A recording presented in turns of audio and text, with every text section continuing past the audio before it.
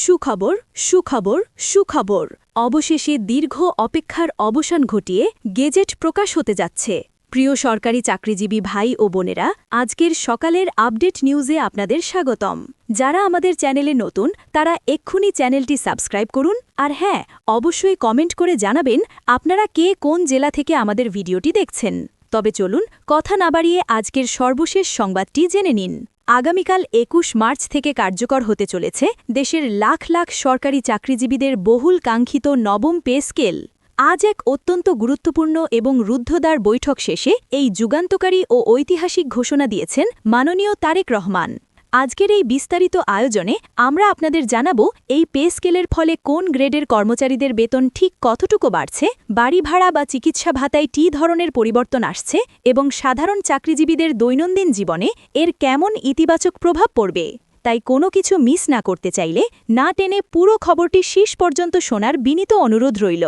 সুখবরের এই আনুষ্ঠানিক ঘোষণার খবরটি গণমাধ্যমে আসার পর থেকেই দেশের আনাচে কানাচে ছড়িয়ে থাকা লাখো সরকারি কর্মকর্তা ও কর্মচারীদের মধ্যে স্বস্তি ও প্রত্যাশার এক বিশাল নতুন সঞ্চার হয়েছে।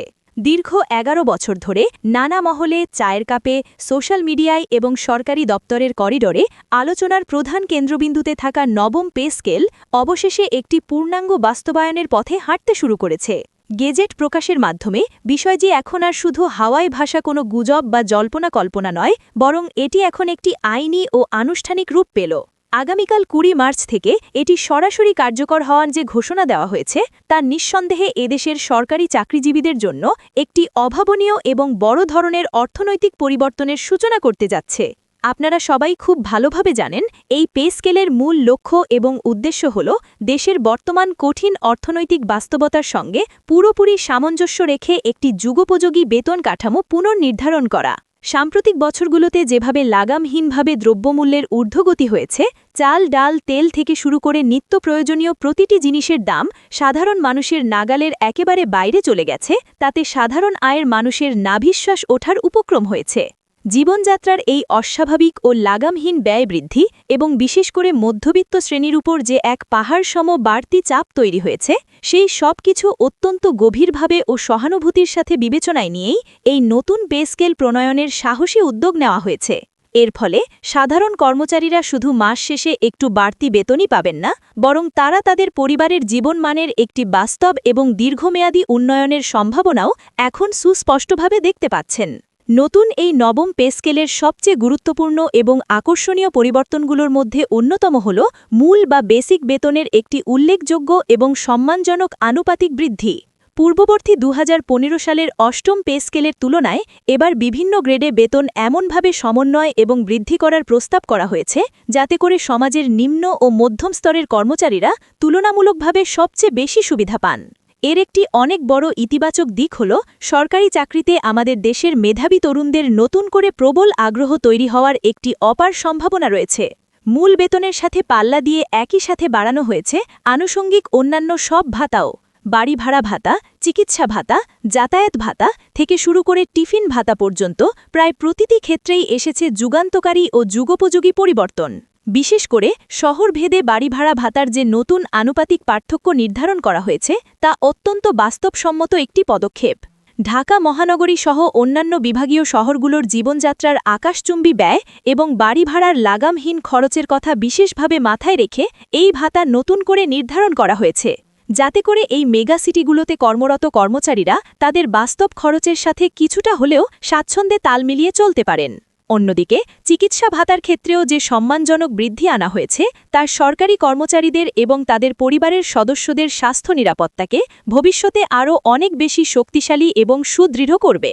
টাকার অভাবে বা উন্নত চিকিৎসার অভাবে এখন আর কোনো কর্মচারীকে দুশ্চিন্তায় ভুগতে হবে না।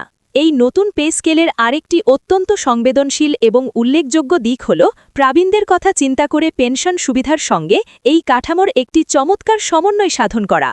যারা দীর্ঘ কর্মজীবন শেষে এখন অবসরের পথে হাঁটছেন কিংবা যারা ইতিমধ্যে অবসরে গিয়ে বার্ধক্য জীবন যাপন করছেন, তাদের জন্য এই নতুন বেতন কাঠামো ভবিষ্যৎ আর্থিক নিরাপত্তা প্রায় শতভাগ নিশ্চিত করবে। কারণ নতুন এবং বর্ধিত বেতনের ভিত্তিতে যখন তাদের পেনশন নতুন করে নির্ধারণ করা হবে, তখন স্বাভাবিকভাবেই সেই সব প্রবীণ এবং অবসরপ্রাপ্তদের মাসিক আয়ও উল্লেখযোগ্য হারে বেড়ে যাবে।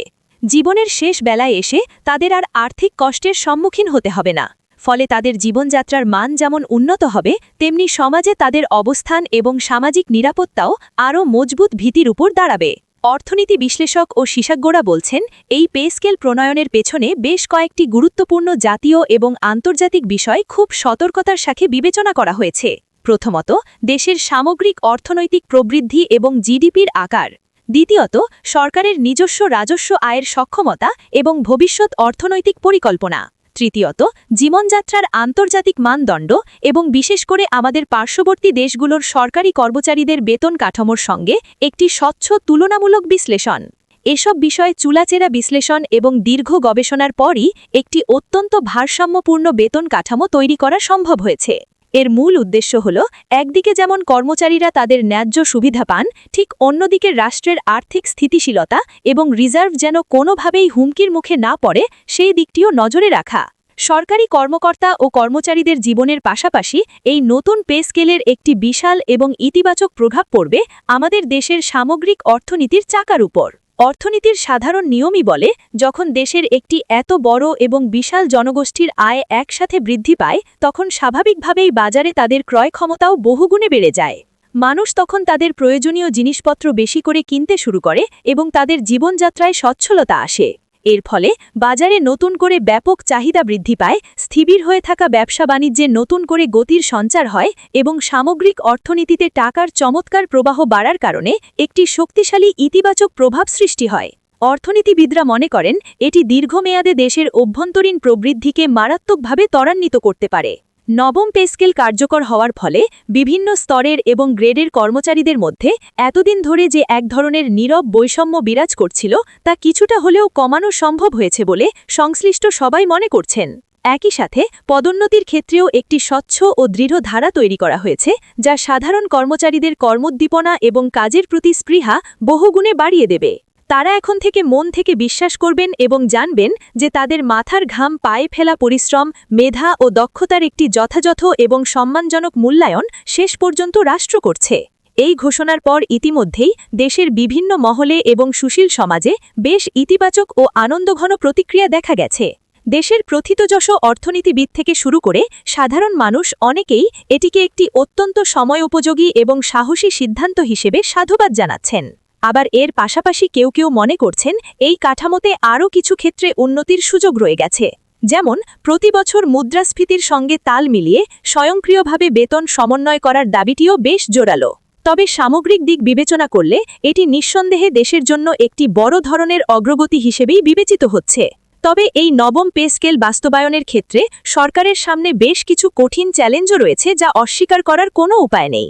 প্রথমত, এই বিশাল অঙ্কের বর্ধিত বেতন কার্যকর করতে গেলে রাষ্ট্রীয় কোষাগার থেকে সরকারের ব্যয় উল্লেখযোগ্যভাবে বৃদ্ধি পাবে। এই ঘাটতি মেটানোর জন্য সরকারকে অবশ্যই রাজস্ব আয় বাড়ানোর দিকে সর্বোচ্চ জোর দিতে হবে।